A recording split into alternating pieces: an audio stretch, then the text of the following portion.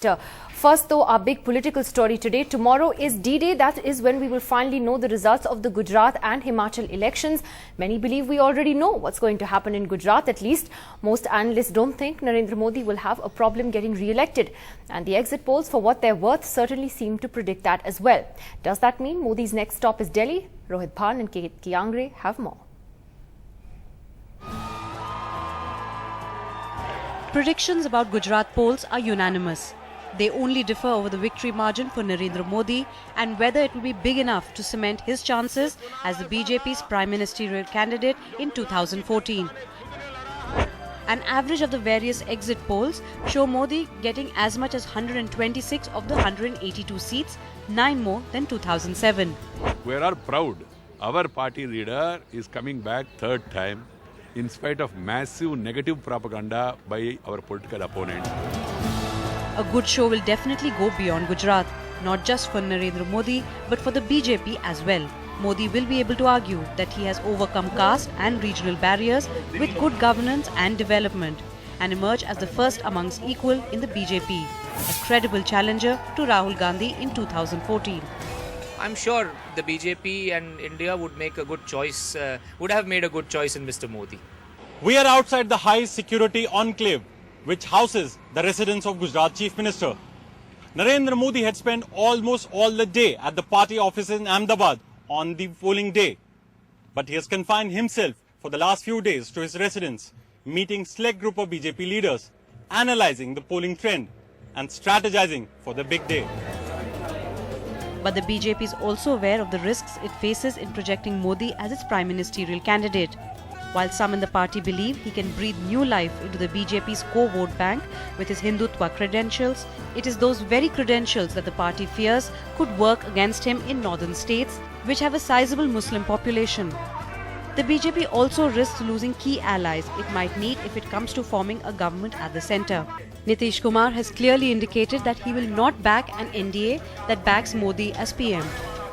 There is no dearth of quality leadership in BJP to become Prime Minister. But the only thing is the issue of the Prime Minister has not yet been discussed or raised by anybody within the party forum. In fact, both the BJP and the Congress are looking more sharply at the Himachal Pradesh results, which, if exit polls are to be believed, is where it could be neck and neck with an edge for the Congress. BJP is not just battling anti-incumbency, it's also fighting history. Himachal Pradesh hasn't voted the same government back into power in decades. The Congress has its own problems of infighting here in the state. With Rohit Bhan in Ahmedabad, in Himachal Pradesh, Kiangre for NDTV.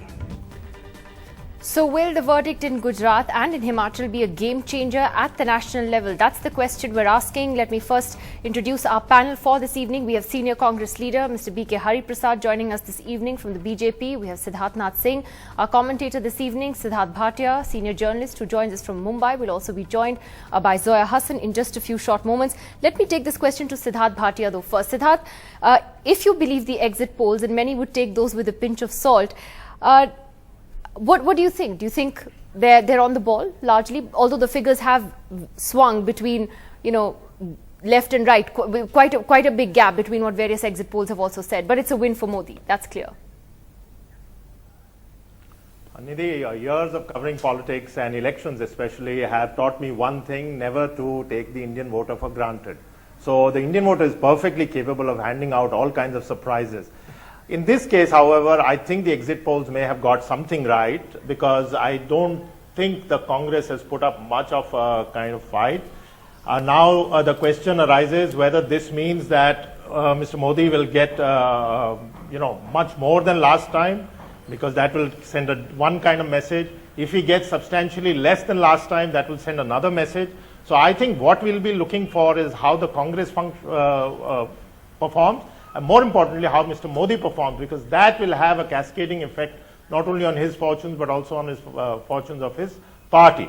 I may also add here that the people who must be watching very closely would be his own rivals within the party, because I think a solid victory on his behalf would let them know that their chances therefore become that much slimmer. India's #1 news app just got even better.